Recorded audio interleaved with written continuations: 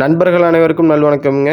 நீங்கள் இந்த பதிவில் பார்க்கிறது ஒரு நல்ல பெருங்கூட்டான 9 மாதம் சினையில் இருக்கக்கூடிய நல்ல ஒரு எலும்பூக்கத்தில் சிறந்த ஒரு காரி மாடுங்க. இந்த காரி மாட்டை பொறுத்த வரைக்கும் நல்ல ஒரு ஜைஜாண்டிக்கான உடல் கட்டமைப்புங்க. நல்ல ரெட்டை நாடி உடம்புல நல்ல ஒரு ரெட்டை திமில் அமைப்புங்க.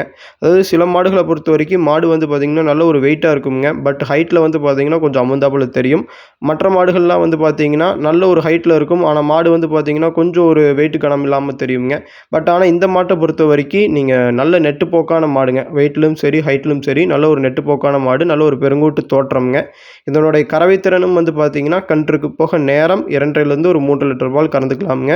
கறவைக்கு நீங்கள் சும்மா ஒப்புக்கு கால் அணைத்தால் போதுங்க. அதாவது தலையத்துலேருந்து அவங்க அந்த ப்ரொசீஜரே ஃபாலோ பண்ணிட்டாங்க.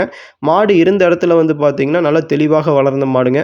நீங்கள் 2 கால்லையும் வந்து பார்த்தீங்கன்னா அந்த அண்ணாங்கால் தார தெரியுங்க. அதாவது நல்ல குரங்காட்டி மேய்ச்சல் முறையில் நல்ல சிறந்ததாக வளர்க்கப்பட்ட ஒரு காரி மாடு. பெரியவர்கள், குழந்தைகள், பெண்கள் என யார் வேண்டுமானாலும் ஈஸியாக ஹேண்டில் பண்ணிக்கலாமுங்க. நீங்கள் ஸ்டூல் போட்டு உட்காந்து பால் கறந்துக்கலாமுங்க. அந்த அளவுக்கு குணத்தில் நல்ல ஒரு சாலச்சிறந்த மாடுங்க. இந்த பெருங்கூட்டு காரி மாட்டினுடைய சிறப்பம்சமே என்னென்னு கேட்டிங்கன்னா அதனுடைய கொம்பு அமைப்பு தானுங்க. நல்ல ஒரு வில் போன்ற ஒரு விலாரி கொம்பு அமைப்பு கொண்ட மாடுங்க. அதாவது வந்து பார்த்திங்கன்னா இந்த பழைய வர்க்க மாடுலாம் எந்த அமைப்பில் இருக்குமோ அதே ஒரு கொம்பு அமைப்பு கொண்ட மாடு. ஒரு நல்ல ஒரு பெருங்கூட்டு தோற்றத்துலைங்க நல்ல ஒரு அதிக கறவை திறனில் ஒரு மாடு வைத்திருந்தாலும் தெளிவாக வேண்டும் என்றால் நீங்கள் நிச்சயமாக இதை சூஸ் பண்ணலாமுங்க. நன்றி, வணக்கம்.